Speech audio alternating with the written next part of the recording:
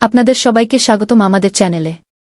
যদি এখনও চ্যানেলটি সাবস্ক্রাইব না করে থাকেন তাহলে অবশ্যই সাবস্ক্রাইব করে বেল আইকনটি অন করে দিন, কারণ প্রতিদিন আমরা নিয়ে আসি নতুন নতুন বাংলা নাটকের গল্প, রিভিউ এবং জীবনঘনিষ্ঠ ঘটনাবলী।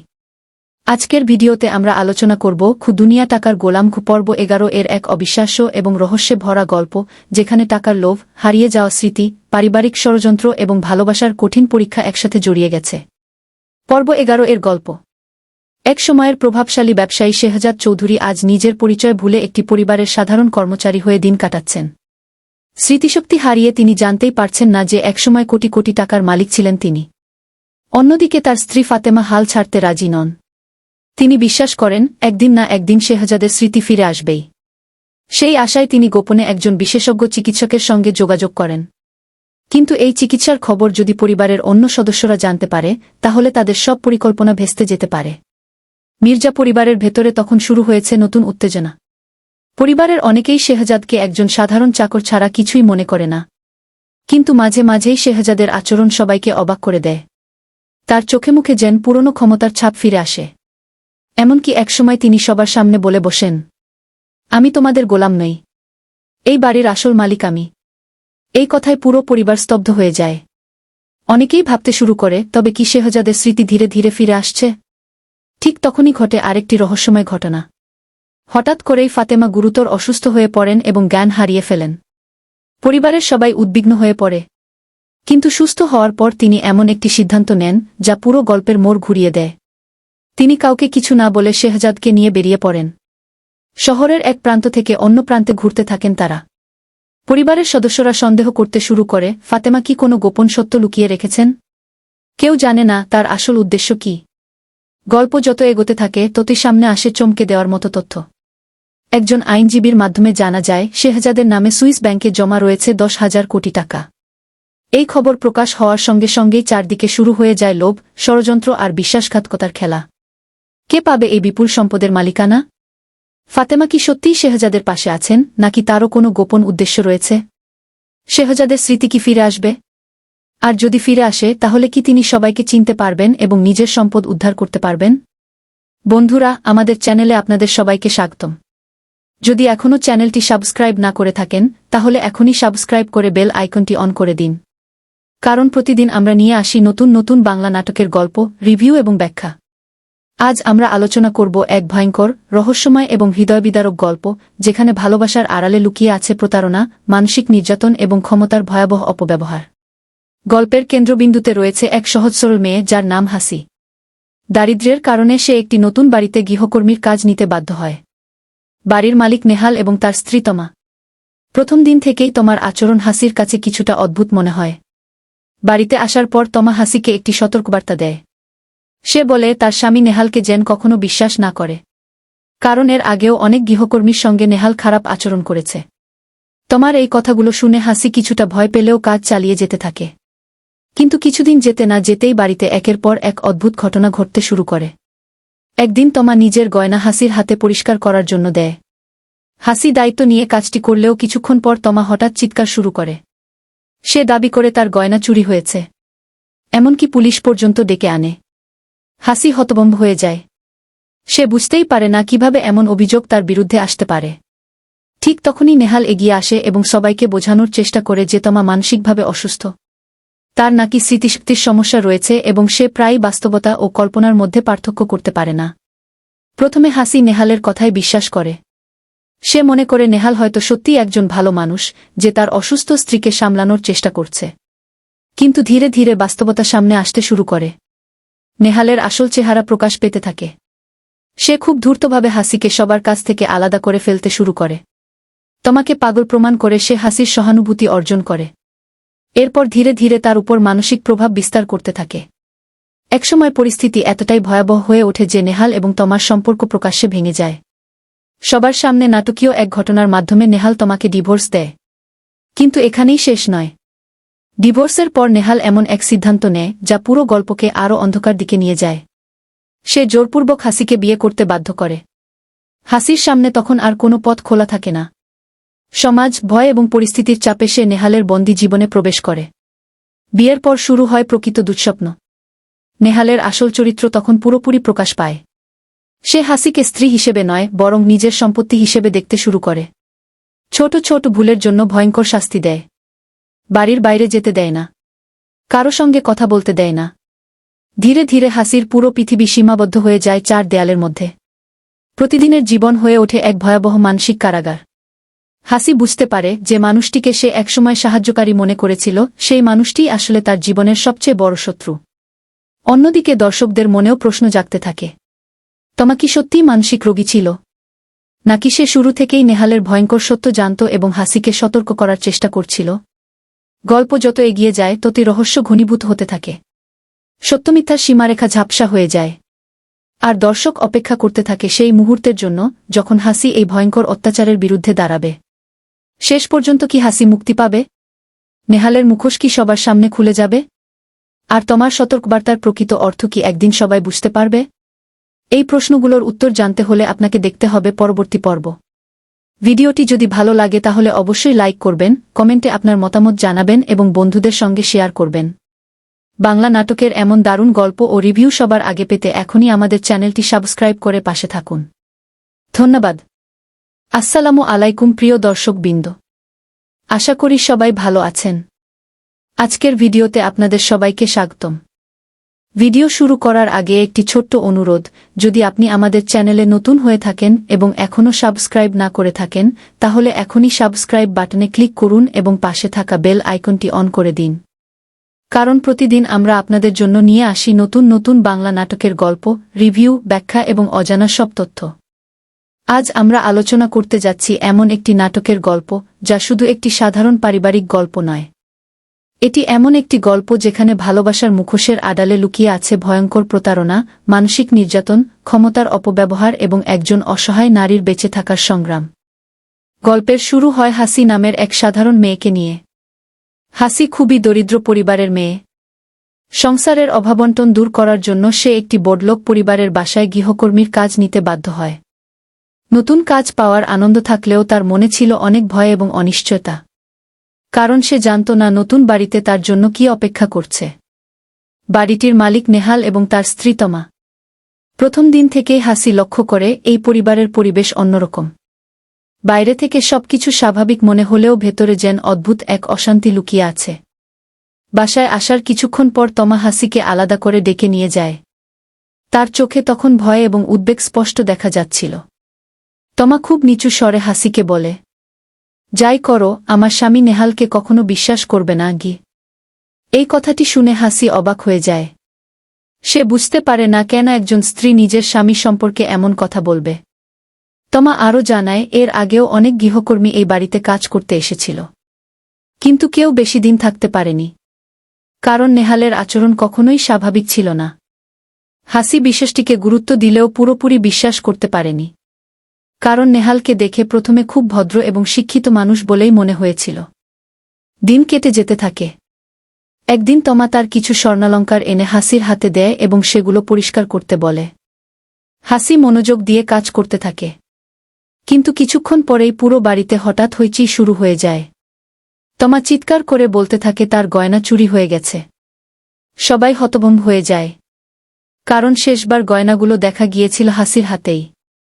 এক পর্যায়ে পুলিশ পর্যন্ত ডেকে আনা হয়। হাসি কান্নায় ভেঙে পড়ে। সে বারবার বলতে থাকে যে সে নির্দোষ। ঠিক তখনই নেহাল এগিয়ে আসে। সে সবাইকে শান্ত করে এবং বলে যে তার স্ত্রী তমা মানসিক সমস্যায় ভুগছে। তার স্মৃতিশক্তির সমস্যা রয়েছে। সে নাকি প্রায় জিনিসপত্র কোথায় রেখেছে ভুলে যায় এবং পরে অন্যদের দোষারোপ করে। নেহালের কথা শুনে সবাই ধীরে ধীরে শান্ত হয়ে যায়। হাসিও ভাবতে শুরু করে হয়তো তমা সত্যিই অসুস্থ। কিন্তু এখান থেকেই শুরু হয় আসল খেলা। নেহাল খুব ধীরে ধীরে হাসির বিশ্বাস অর্জন করতে থাকে। সে সবসময় নিজেকে একজন সহানুভূতিশীল এবং ভালো মানুষ হিসেবে উপস্থাপন করে।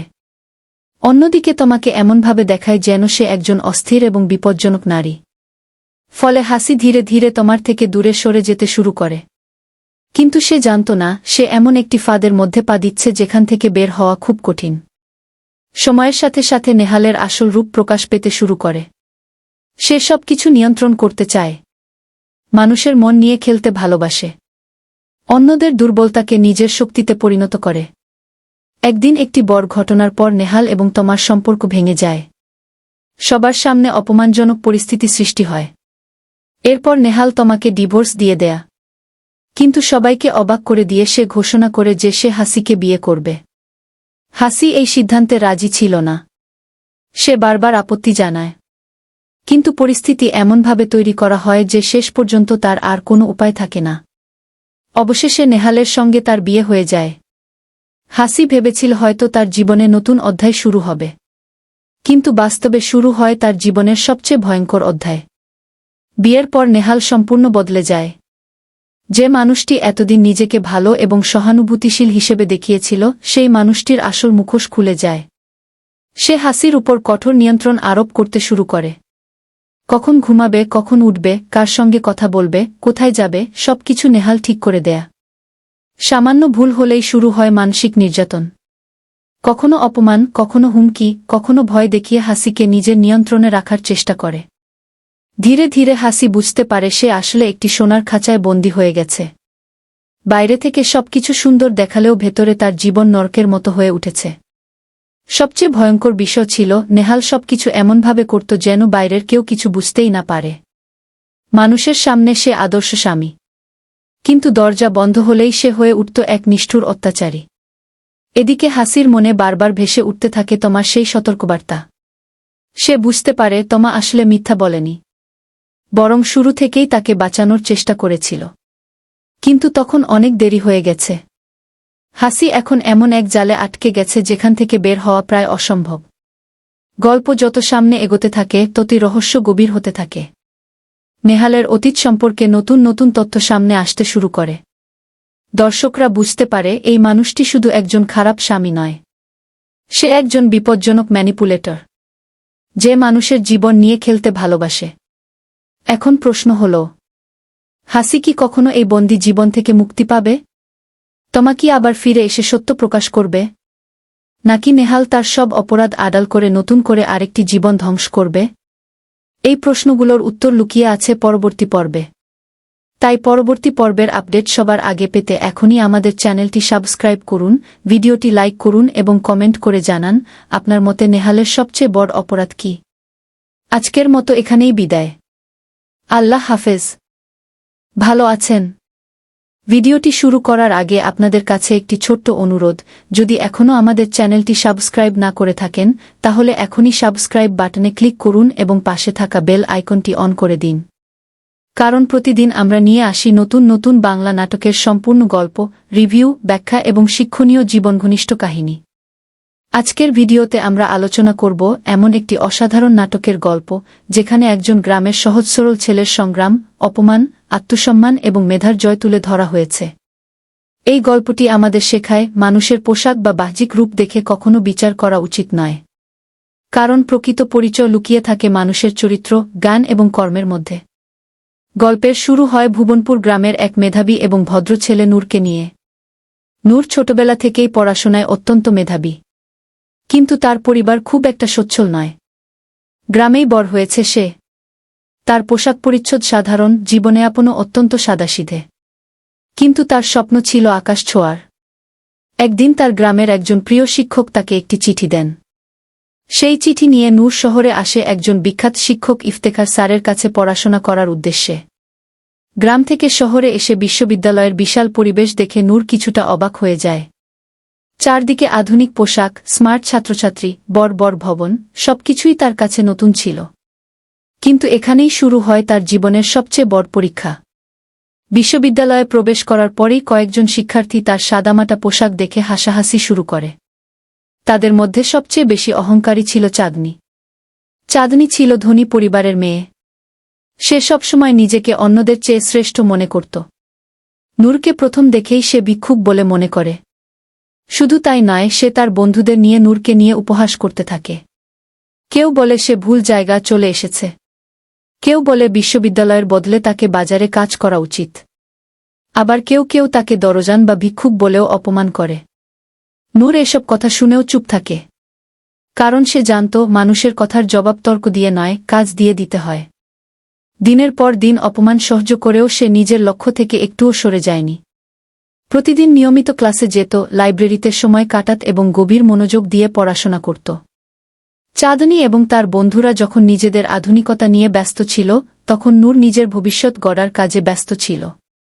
ধীরে ধীরে শিক্ষকরাও নূরের মেধা লক্ষ্য করতে শুরু করেন। একদিন ক্লাসে এমন একটি ঘটনা ঘটে যা পুরো বিশ্ববিদ্যালয়ের ধারণা বদলে দেয়া। একজন শিক্ষক একটি জটিল প্রশ্ন করেন। ক্লাসের অনেক মেধাবী ছাত্রছাত্রী উত্তর দেওয়ার চেষ্টা করলেও কেউ সঠিক উত্তর দিতে পারে না। সবাই যখন নীরব, তখন নূর হাত তোলে। প্রথমে কেউ বিষয়টিকে গুরুত্ব দেয়নি, বরং অনেকে আবার হাসাহাসি শুরু করে। কিন্তু নূর যখন আত্মবিশ্বাসের সঙ্গে প্রশ্নটির উত্তর দেয়া, তখন পুরো ক্লাস স্তব্ধ হয়ে যায়। শিক্ষক পর্যন্ত বিস্মিত হয়ে যান। কারণ শুধু সঠিক উত্তরই নয়, সে উত্তরটির এমন বিশ্লেষণ দেয়া যা অনেকের কল্পনারও বাইরে ছিল। সেদিন প্রথমবারের মতো সবাই বুঝতে পারে, এই সাধারণ পোশাকের ছেলেটি আসলে অসাধারণ মেধার অধিকারী। কিন্তু চাঁদনীর অহংকার তখনও কমেনি। সে এখনও নূরকে নিজের সমকক্ষ মনে করতে রাজি নয়। সময়ের সাথে সাথে বিভিন্ন ঘটনায় নূর এবং চাঁদনীর মধ্যে যোগাযোগ বাড়তে থাকে। কখনো তর্ক, কখনো ভুল বোঝাবুঝি, আবার কখনো অদ্ভুত পরিস্থিতি তাদের কাছাকাছি নিয়ে আসে। কিন্তু হঠাৎ করেই গল্পে আসে বড় একটি মোড়। বিশ্ববিদ্যালয়ে এমন একটি পরিস্থিতি সৃষ্টি হয় যেখানে চাঁদনীর সম্মান প্রশ্নের মুখে পড়ে। নিজেকে বাঁচানোর জন্য সে এমন একটি সিদ্ধান্ত নেয় যা নূরের জীবনে বড় ঝড় নিয়ে আসে। সে নূরের বিরুদ্ধে মিথ্যা অভিযোগ তোলে। এক মুহূর্তে পুরো বিশ্ববিদ্যালয়ের পরিবেশ বদলে যায়। যারা আগে নূরের মেধার প্রশংসা করছিল, তারাই আবার সন্দেহ করতে শুরু করে। নূর ভেঙে পড়ে, কারণ সে জানত সে নির্দোষ। কিন্তু সত্য প্রমাণ করার মতো কোনো উপায় তার হাতে ছিল না। এই সময়টিই ছিল তার জীবনের সবচেয়ে কঠিন সময়।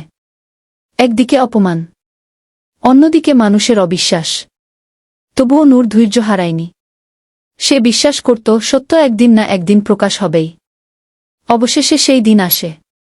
ঘটনার প্রকৃত সত্য সামনে চলে আসে। চাঁদনী বুঝতে পারে সে ভয়ঙ্কর একটি ভুল করেছে। সে উপলব্ধি করে নিজের অহংকার এবং সম্মান রক্ষার জন্য একজন নির্দোষ মানুষের জীবন নষ্ট করতে বসেছিল। তার বিবেক তাকে তাড়া করতে শুরু করে। অবশেষে সবার সামনে, নিজের বাবা এবং বিশ্ববিদ্যালয়ের সবার উপস্থিতিতে চাঁদনী নিজের ভুল স্বীকার করে। সে স্বীকার করে যে নূর নির্দোষ। সব অভিযোগ মিথ্যা ছিল।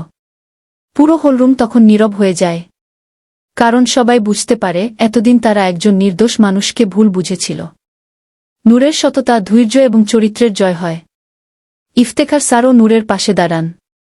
তিনি ঘোষণা করেন, নূরের পড়াশোনার সমস্ত সুযোগ সুবিধা নিশ্চিত করা হবে। নূরের জন্য নতুন দরজা খুলে যায়। অন্যদিকে চাঁদনীও নিজের ভুল থেকে শিক্ষা নেয়। সে বুঝতে পারে, মানুষের পরিচয় তার পোশাকে নয়, তার চরিত্রে। ধনী গরিব দিয়ে মানুষের মূল্য নির্ধারণ করা যায় না। নাটকের শেষ মুহূর্তে দেখা যায়, নূর নতুন উদ্যমে নিজের স্বপ্ন পূরণের পথে এগিয়ে যাচ্ছে। আর চাঁদনী তার জীবনের ভুলগুলো শুধরে নিয়ে নতুনভাবে চলার চেষ্টা করছে। তাদের সম্পর্ক নতুন এক মোড় নেয়, যা ভবিষ্যতের জন্য অনেক সম্ভাবনার ইঙ্গিত দেয়া।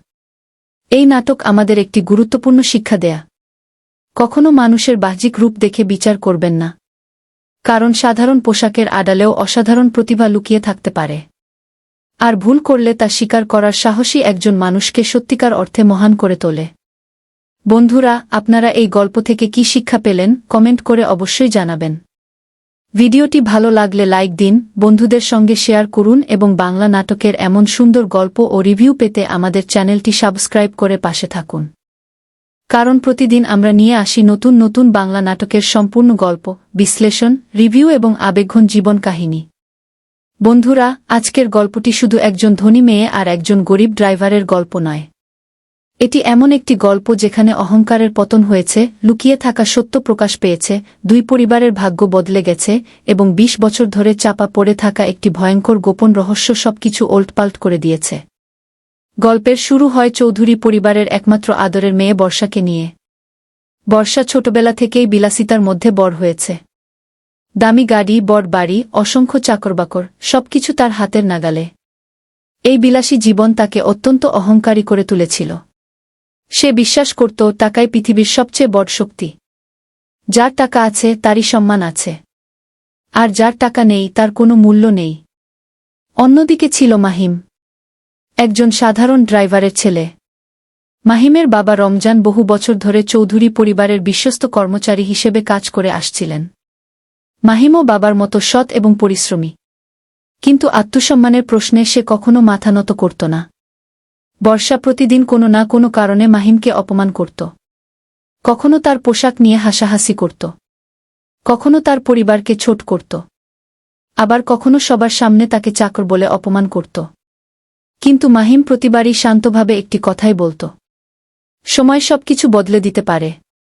আজ আমি নিচে আছি, কাল হয়তো উপরে উঠব। বর্ষা এই কথা শুনে আরও বেশি হাসত।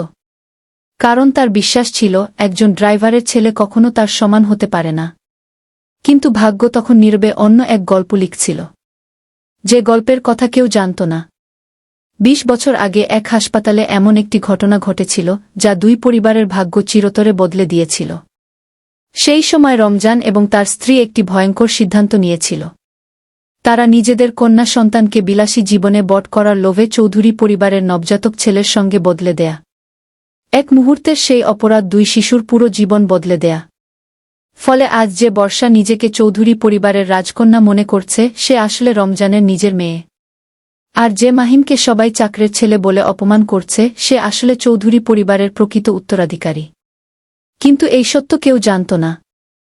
জীবন স্বাভাবিকভাবেই চলছিল।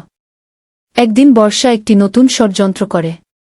সে এমন একটি পরিস্থিতি তৈরি করে যাতে মাহিমকে চোর এবং অসৎ মানুষ হিসেবে প্রমাণ করা যায়। নিজের ঘরে ডেকে এনে সে একটি নাটক সাজায়।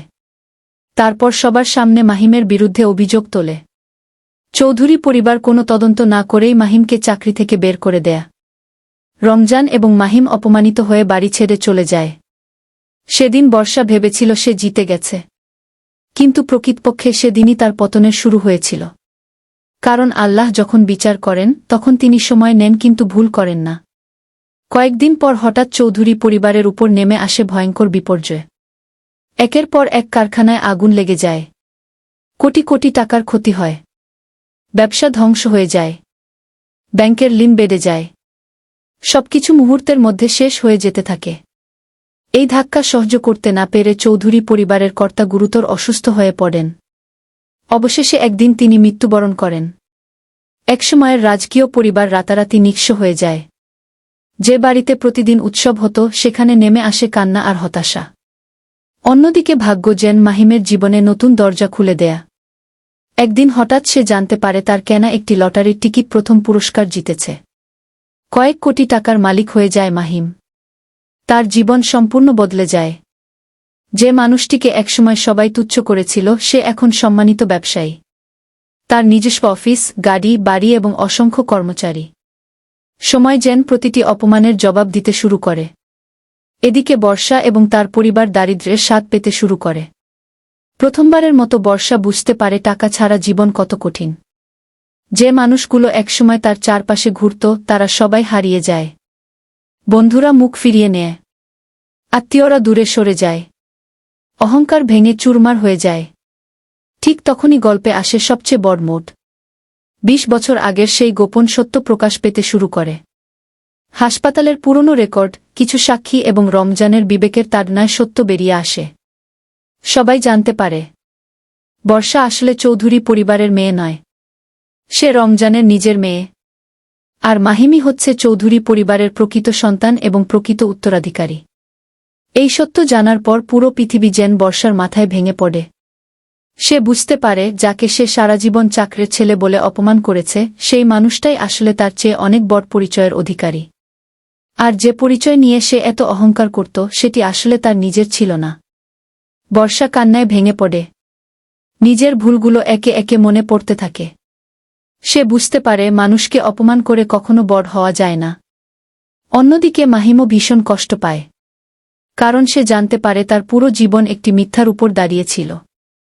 যে বাবা-মাকে সে নিজের বলে জেনেছে, তারা তার প্রকৃত বাবা-মা নয়। তবুও সে প্রতিশোধের পথ বেছে নেয় না।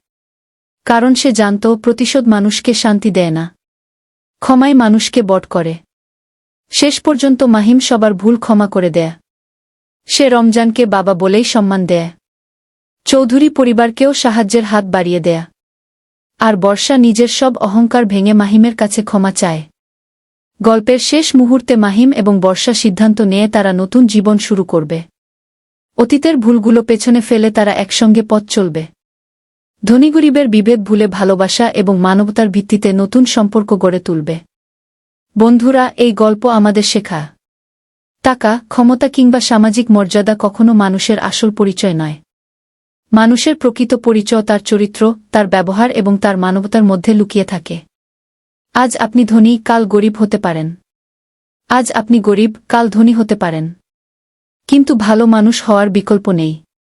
ভিডিওটি ভালো লাগলে অবশ্যই লাইক দিন, কমেন্টে জানান আপনার সবচেয়ে ভালো লাগা চরিত্র কোনটি এবং কেন। আর বাংলা নাটকের এমন আবেগঘন গল্প, দুনিয়া টাকার গোলাম স্টাইলের বিস্তারিত কাহিনী এবং প্রতিদিনের নতুন রিভিউ পেতে এখনই আমাদের চ্যানেলটি সাবস্ক্রাইব করে পাশে থাকুন। ধন্যবাদ সবাইকে। আল্লাহ হাফেজ। আসসালামু আলাইকুম প্রিয় দর্শকবৃন্দ। আমাদের চ্যানেলে আপনাদের সবাইকে জানাই আন্তরিক শুভেচ্ছা ও ভালোবাসা। আশা করি আপনারা সবাই ভালো আছেন। ভিডিও শুরু করার আগে একটি ছোট্ট অনুরোধ, যদি এখনও আমাদের চ্যানেলটি সাবস্ক্রাইব না করে থাকেন তাহলে এখনই সাবস্ক্রাইব বাটনে ক্লিক করুন এবং পাশে থাকা বেল আইকনটি অন করে দিন। কারণ প্রতিদিন আমরা নিয়ে আসি নতুন নতুন বাংলা নাটকের সম্পূর্ণ গল্প, আবেগঘন প্রেমের কাহিনী, নাটক রিভিউ এবং জীবন থেকে নেওয়া শিক্ষণীয় গল্প। বন্ধুরা, আজকের গল্পটি শুধু একটি প্রেমের গল্প নয়। এটি এমন একটি গল্প যেখানে ভালোবাসার জন্য একজন ছেলে নিজের পরিবার, ক্ষমতা, অর্থ এবং সামাজিক অবস্থানের বিরুদ্ধে দাঁড়িয়ে যায়। এটি এমন একটি গল্প যেখানে একজন মেয়ের হৃদয় জয় করার জন্য একজন যুবক বারবার অপমানিত হয়, প্রত্যাখ্যাত হয়, তবুও হাল ছাড়ে না। আজকের গল্পের নাম, তুমি আমার ভালোবাসা, ইউ আর মাই লাভ। গল্পের শুরু হয় দেশের অন্যতম ধনী ব্যবসায়ী ইনায়েত করিমের পরিবারকে ঘিরে। ইনায়েত করিম একজন ক্ষমতাশালী ব্যবসায়ী। তার টাকার অভাব নেই, প্রভাব প্রতিপত্তিরও অভাব নেই। তার একমাত্র ছেলে নেহাল ছোটবেলা থেকেই বিলাসবহুল পরিবেশে বড় হয়েছে। দামি গাড়ি, বড় বাড়ি, অভিজাত জীবন, সবকিছুই তার কাছে খুব সাধারণ ব্যাপার। কিন্তু এই বিলাসী জীবনের মাঝেও নেহালের মধ্যে একটি বিষয় ছিল ভিন্ন। সে কখনো অন্যায়কে সমর্থন করত না। সে মানুষের সম্মানকে টাকার চেয়ে বড় মনে করত। একদিন হঠাৎ করেই তার জীবনে আসে রুহি। আর সেই এক দেখাতেই বদলে যায় নেহালের পুরো পৃথিবী। একটি সড়ক দুর্ঘটনার ঘটনাকে কেন্দ্র করে প্রথমবার মুখোমুখি হয় নেহাল এবং রুহির পরিবার। ঘটনার সময় উত্তেজনাকর পরিস্থিতিতে রুহির বাবার সঙ্গে নেহালের তর্ক এবং হাতাহাতি পর্যন্ত হয়। রুহি প্রথম দেখাতেই নেহালকে অহংকারী ধনী পরিবারের ছেলে বলে মনে করে। তার মনে নেহাল সম্পর্কে একটি নেতিবাচক ধারণা তৈরি হয়ে যায়। কিন্তু নেহালের ক্ষেত্রে বিষয়টি ছিল সম্পূর্ণ ভিন্ন। প্রথম দেখাতেই সে রুহির প্রেমে পড়ে যায়। রুহির সরলতা, আত্মসম্মান এবং সাহসী ব্যক্তিত্ব তাকে গভীরভাবে আকৃষ্ট করে। এরপর থেকেই নেহাল বারবার রুহির সামনে আসার চেষ্টা করতে থাকে। কখনো রাস্তার পাশে দাঁড়িয়ে অপেক্ষা করে, কখনো বিশ্ববিদ্যালয়ের সামনে যায়, কখনো দূর থেকে শুধু এক নজর দেখার জন্য ঘণ্টার পর ঘণ্টা অপেক্ষা করে। কিন্তু রুহি এসব কিছুই ভালোভাবে নেয় না। বরং সে নেহালকে অপমান করে, তাড়িয়ে দেয় এবং বারবার বলে তার জীবন থেকে দূরে চলে যেতে। কিন্তু নেহাল হাল ছাড়ে না। কারণ সে বিশ্বাস করত, সত্যিকারের ভালোবাসা কখনো সহজে পাওয়া যায় না। তবে তাদের সম্পর্কের পথে সবচেয়ে বড় বাধা ছিল অন্য একটি ঘটনা। একটি ভয়ঙ্কর অন্যায়। বহু বছর আগে ইনায়েত করিম নিজের ব্যবসায়িক স্বার্থ রক্ষার জন্য একটি ষড়যন্ত্র করেছিল। সেই ষড়যন্ত্রের শিকার হয় রুহির ভাই মারুফ। নির্দোষ হওয়া সত্ত্বেও মারুফকে মিথ্যা মামলায় ফাঁসিয়ে 1 বছরের জন্য জেলে পাঠানো হয়। এই ঘটনায় রুহির পরিবার ধ্বংস হয়ে যায়। তার মা অসুস্থ হয়ে পড়েন। তার বাবা মানসিকভাবে ভেঙে পড়েন। আর রুহির জীবনে নেমে আসে সীমাহীন কষ্ট। সবচেয়ে বড় কথা, এই অন্যায়ের জন্য সে দায়ী মনে করত ইনায়েত করিম এবং তার পুরো পরিবারকে। সেজন্য নেহালকে কখনো বিশ্বাস করতে পারেনি। অন্যদিকে নেহাল যখন সত্য জানতে পারে তখন সে নিজেও ভেঙে পড়ে। কারণ সে বুঝতে পারে তার নিজের বাবা একজন নির্দোষ মানুষের জীবন নষ্ট করেছে। সেদিন প্রথমবারের মতো নেহালের মনে নিজের বাবার বিরুদ্ধে ক্ষোভ জন্মায়। সে সিদ্ধান্ত নেয় যেভাবেই হোক মারুফকে মুক্ত করবে। শুরু হয় তার সংগ্রাম। আইনজীবীর সঙ্গে যোগাযোগ, পুরনো নথিপত্র খোঁজা, সাক্ষীদের খুঁজে বের করা। দিনের পর দিন চেষ্টা, মাসের পর মাস দৌড়ঝাঁপ। অবশেষে নেহালের প্রচেষ্টা সফল হয়। মারুফ মুক্তি পায়। 1 বছর পর কারাগারের দরজা পেরিয়ে যখন মারুফ বাইরে আসে তখন পুরো পরিবার আনন্দে কান্নায় ভেঙে পড়ে। রুহিও আবেগে ভেসে যায়। কিন্তু তবুও সে নেহালকে সহজে ক্ষমা করতে পারে না। কারণ তার মনে প্রশ্ন ছিল, যে পরিবারের কারণে তার ভাই 1 বছর জেলে ছিল সেই পরিবারের ছেলেকে কি সে বিশ্বাস করতে পারবে? নেহাল এই প্রশ্নের উত্তর কথায় নয়, কাজে দিতে চেয়েছিল। সে ধীরে ধীরে নিজের বাবার ব্যবসা থেকে দূরে সরে যেতে শুরু করে। অন্যায়ের বিরুদ্ধে অবস্থান নেয়। এমনকি নিজের পরিবারের বিরুদ্ধেও কথা বলে। ইনায়েত করিম এতে প্রচণ্ড ক্ষুব্ধ হয়ে ওঠে। সে নেহালকে সতর্ক করে দেয়। বলে যদি সে রুহিকে বিয়ে করতে চায় তাহলে তাকে এই পরিবারের সবকিছু ছেড়ে যেতে হবে। সম্পদ, ব্যবসা, উত্তরাধিকার সব। কিন্তু নেহালের উত্তর ছিল একটাই, টাকা দিয়ে সবকিছু কেনা যায় কিন্তু ভালোবাসা কেনা যায় না গি। এই কথাটি রুহির হৃদয় ছুঁয়ে যায়। প্রথমবারের মতো সে বুঝতে পারে নেহালের ভালোবাসা অভিনয় নয়, এটি সত্যিকারের ভালোবাসা। যে ভালোবাসা স্বার্থের জন্য নয়, যে ভালোবাসা ত্যাগ করতে জানে, যে ভালোবাসা অপেক্ষা করতে জানে, যে ভালোবাসা কষ্ট সহ্য করতে জানে। ধীরে ধীরে রুহির মন পরিবর্তন হতে থাকে। সে লক্ষ্য করে নেহাল কখনো তার সীমা অতিক্রম করে না, কখনো তাকে জোর করে না, কখনো তার সম্মান নষ্ট করে না, বরং সবসময় তাকে সম্মান করে। তার পরিবারের পাশে দাঁড়ায়, তার কষ্টকে নিজের কষ্ট মনে করে। আর ঠিক তখনই রুহি বুঝতে পারে সে নিজেও অজান্তে নেহালকে ভালোবেসে ফেলেছে। কিন্তু সামনে তখনও বড় বাধা। 2 পরিবার, একদিকে ধনী ব্যবসায়ীর পরিবার, অন্যদিকে অন্যায়ের শিকার সাধারণ পরিবার। এই সম্পর্ক কেউই মেনে নিতে রাজি নয়। কিন্তু এবার নেহাল এবং রুহি সিদ্ধান্ত নেয় তারা ভয় পাবে না। তারা নিজেদের ভালোবাসার জন্য লড়াই করবে। কারণ সত্যিকারের ভালোবাসা কখনো ঘৃণার কাছে হার মানে না।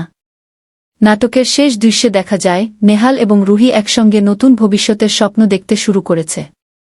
তাদের সামনে এখনো অনেক চ্যালেঞ্জ, অনেক বাধা, অনেক যুদ্ধ। কিন্তু এবার তারা একা নয়, তারা একসঙ্গে। আর একসঙ্গে থাকলে পৃথিবীর সবচেয়ে কঠিন পথও সহজ হয়ে যায়। বন্ধুরা, এই গল্প আমাদের শেখা, বাবার পাপের জন্য সন্তানকে বিচার করা উচিত নয়। সত্যিকারের ভালোবাসা কখনো অর্থ, ক্ষমতা বা সামাজিক অবস্থান দেখে না। আর যে মানুষ অন্যায়ের বিরুদ্ধে দাঁড়াতে পারে সেই মানুষই প্রকৃত অর্থে ভালোবাসার যোগ্য। ভিডিওটি ভালো লাগলে অবশ্যই লাইক দিন, কমেন্টে জানান আপনার মতে নেহাল কি সত্যিই রুহির ভালোবাসা পাওয়ার যোগ্য ছিল? আর বাংলা নাটকের এমন দীর্ঘ গল্প, আবেগঘন কাহিনী এবং প্রতিদিনের নতুন রিভিউ পেতে এখনই আমাদের চ্যানেলটি সাবস্ক্রাইব করে পাশে থাকুন। ধন্যবাদ সবাইকে। আল্লাহ হাফেজ।